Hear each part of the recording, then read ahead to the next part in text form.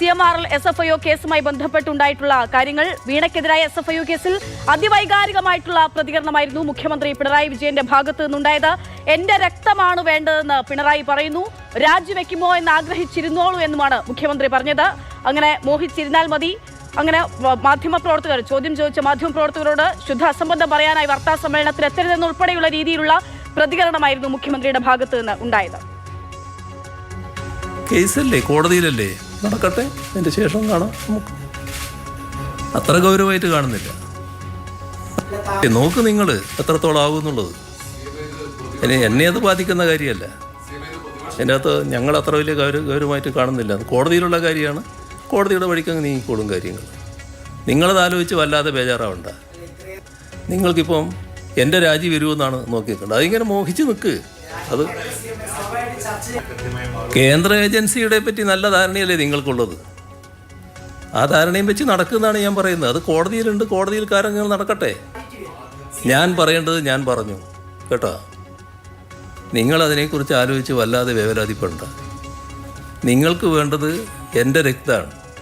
അത് അത്ര വേഗം കിട്ടുന്നൊരു കാര്യമല്ല. അത് മനസ്സിലായിക്കോ. SFIOയുടെ കുറ്റപത്രത്തെ ഗൗരവമായി കാണുന്നില്ല. വീണ തന്റെ മകളായതിനാലാണ് ഈ തരത്തിലുള്ള വേട്ടയാടലെന്നും മുഖ്യമന്ത്രി പറയുന്നു. ലക്ഷ്യമെന്തെന്ന് പാർട്ടി കൃത്യമായി മനസ്സിലാക്കിയിട്ടുണ്ടെന്നും മുഖ്യമന്ത്രി പറഞ്ഞു. ഈ പറയുന്ന കാര്യം കണ്ടെത്തിയത് എവിടുന്നാണ്?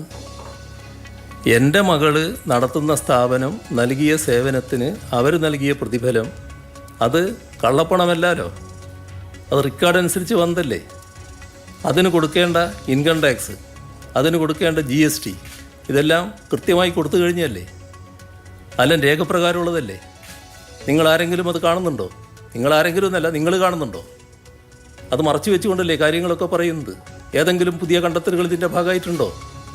അത് വെച്ചുകൊണ്ട് നിങ്ങൾ നൽകാത്ത സേവനത്തിനാണ് പ്രതിഫലം എന്ന് പറഞ്ഞുകൊണ്ടാണല്ലോ പ്രശ്നങ്ങൾ ആരംഭിക്കുന്നത്. നൽകിയ സേവനമാണെന്ന് കമ്പനി പറയുന്നു. നൽകിയ സേവനത്തെപ്പറ്റി മകളുടെ കമ്പനി പറയുന്നു. ആ ഭാഗം മറച്ചു വെക്കില്ലേ. എന്താ അത് മറച്ചു വെക്കുന്നത്? അവിടെയാണ് ഇന്നയാളുടെ മകൾ എന്ന പ്രശ്നം വരുന്നത്. അതാണ് ഞാൻ പറഞ്ഞത്. അത്ര വേഗമൊന്നും അത് അവസാനിക്കില്ല. ലക്ഷ്യം എന്താണെന്ന് പാർട്ടി കൃത്യമായി തിരിച്ചറിഞ്ഞിട്ടുണ്ട്. എൻ്റെ മറ്റു കൂടുതൽ കാര്യങ്ങളിലേക്ക് ഞാനിപ്പോൾ പോകുന്നില്ല കേട്ടോ. മുഖ്യമന്ത്രി വാർത്താ സമ്മേളനത്തിൽ CMRL എക്സാലോജി കേസുമായി ബന്ധപ്പെട്ട് ചോദിച്ച ചോദ്യങ്ങൾക്കുള്ള മറുപടിയായിട്ടാണ് ഇതൊക്കെ സൂചിപ്പിച്ചത്. അമൽ തേനംപറമ്പിൽ വിവരങ്ങൾ നൽകും. അമൽ, എന്തുകൊണ്ട് ഈ CMRL എക്സാലോജി കേസ് ഇത്രമാത്രം ഗൗരവമുള്ള കേസായി, പൊതു അന്തരീക്ഷത്തിൽ ഇത്രമാത്രം ചർച്ച ചെയ്യപ്പെടുന്ന കേസായി മാറുന്നു എന്ന് ചോദിച്ചാൽ അത് എക്സാലോജി കമ്പനി ഉടമ വീണ വിജയൻ മുഖ്യമന്ത്രി പിണറായി വിജയന്റെ മകളായതുകൊണ്ട് മാത്രമാണ്. അവിടെയാണ് മുഖ്യമന്ത്രി ഇന്ന് എൻ്റെ മകളായതുകൊണ്ടാണ് ഈ വേട്ടയാടൽ എന്നുൾപ്പെടെയുള്ള ആ തരത്തിലുള്ള വൈകാരിക പ്രതികരണം ഉൾപ്പെടെ നടത്തിയിരിക്കുന്നു. ഒപ്പം തന്നെ കോടതിയിലല്ലേ കാണട്ടെ എന്നുള്ള വാക്കുകളും. എന്തൊക്കെയാണ് അദ്ദേഹം പറയുന്നത്, എന്താണ് അദ്ദേഹത്തിന്റെ നിലപാടെന്നാണ് മനസ്സിലാക്കേണ്ടത്? മുഖ്യമന്ത്രിയുടെ വാർത്താ സമ്മേളനത്തിൽ നമ്മൾ ഈ എക്സാലോജിക് CMRL ഇടപാടുമായി ബന്ധപ്പെട്ട് എന്തു പ്രതികരണമാകും മുഖ്യമന്ത്രി നടത്തുക എന്നുള്ളതാണ് കാത്തിരുന്നത്. എന്തായാലും ആ വിഷയത്തിൽ മുഖ്യമന്ത്രിയുടെ പ്രതികരണം ഉണ്ടായിരിക്കുന്നു. ഈ വിഷയം തന്നെ ബാധിക്കുന്ന കാര്യമല്ല, കോടതിയിലുള്ള വിഷയമാണ്. കോടതി കാര്യങ്ങൾ പറയട്ടെ എന്നുള്ളതാണ് മുഖ്യമന്ത്രിയുടെ പ്രതികരണം. അതോടൊപ്പം തന്നെ വൈകാരികമായ പ്രതികരണങ്ങൾ മുഖ്യമന്ത്രിയുടെ ഭാഗത്തു നിന്നുമുണ്ടായി. മിക്കവാറും ചോദ്യങ്ങൾക്ക് ആദ്യഘട്ടത്തിലെ ഈ സാധാരണ നിലയിൽ വാർത്താ സമ്മേളനത്തിൽ കുറേ അധികം സമയം കഴിഞ്ഞാണ് വിവാദ വിഷയങ്ങളിലേക്കുള്ള ചോദ്യങ്ങളിലേക്ക് കടക്കുകയെങ്കിൽ ഇന്ന് മുഖ്യമന്ത്രിക്ക് പറയാനുള്ള കാര്യങ്ങൾ പറഞ്ഞു തീർത്തു ഉടൻ തന്നെ മാധ്യമപ്രവർത്തകർ ഈ വിഷയങ്ങൾ ചോദിച്ചു തുടങ്ങി. എന്തായാലും ആ വിഷയത്തിൽ മുഖ്യമന്ത്രി പ്രതികരിച്ചത് മാധ്യമങ്ങളെ ചാരിയുള്ള രക്ഷപ്പെടലായിരുന്നു. പല ചോദ്യങ്ങൾക്കും നിങ്ങൾക്ക് വേണ്ടത് എൻ്റെ രക്തമാണ്, അത് അത്രയും വേഗം കിട്ടുന്ന കാര്യമല്ല എന്നുവരെ മുഖ്യമന്ത്രി പറഞ്ഞുപോയി. നിങ്ങൾ ലക്ഷ്യം എന്താണെന്നുള്ള കാര്യം വ്യക്തമാണ്. അത് താനാണ്, തൻ്റെ പേര് കൂടി ആ വിഷയത്തിൽ ഉൾപ്പെട്ടത് കൊണ്ടാണ് ഈ വിഷയം ഇങ്ങനെ ചർച്ചയാകുന്നത്. അതിനാൽ തന്നെ ലക്ഷ്യം വ്യക്തമാണ്. കോടതി കാര്യങ്ങൾ പറയട്ടെ എന്ന് മുഖ്യമന്ത്രി പറഞ്ഞു വെക്കുന്നു.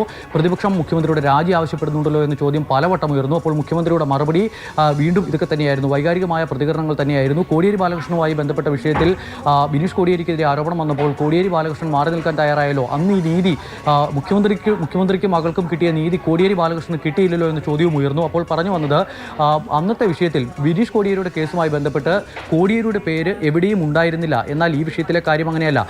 ഈ വിഷയത്തിലെ റിപ്പോർട്ടിൽ തൻ്റെ പേര് കൂടി ഉൾപ്പെടുത്തിയാണ് ഈ റിപ്പോർട്ട് തുടങ്ങുന്നത്.